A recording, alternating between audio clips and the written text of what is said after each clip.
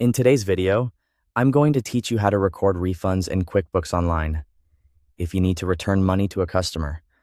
QuickBooks Online makes the process simple and organized. Recording the refund correctly is important because it helps keep your customer records accurate and ensures your books reflect the transaction properly.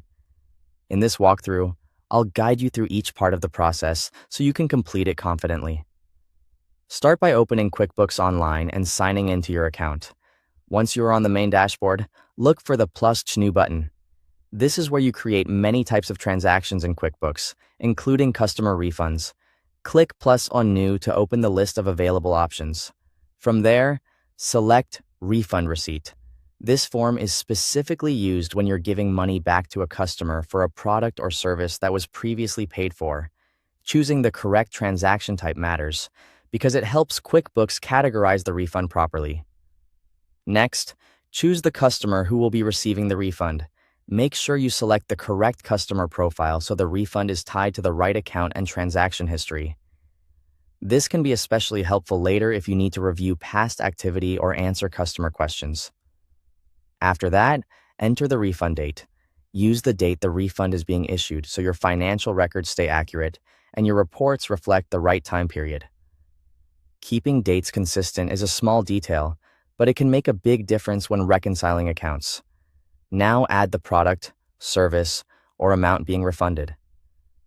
Be as accurate as possible here. This tells QuickBooks exactly what the refund is for and ensures the amount is recorded correctly. If you're refunding a specific item or service, select it from the list. If it's a general refund, enter the amount carefully to avoid mistakes. Then select the refund payment method. For example, this could be cash, check, or another method available in your QuickBooks setup. Choosing the correct payment method helps you keep a clear record of how the money was returned to the customer. Before finishing, take a moment to review all the refund details. Double-check the customer name, date, amount, item information, and payment method. This quick review can help you catch any errors before the transaction is saved. Once everything looks correct, click Save and Close. That's it. The refund is now recorded in QuickBooks Online. This is a simple process, but doing it carefully helps maintain clean and accurate financial records. Thanks for watching.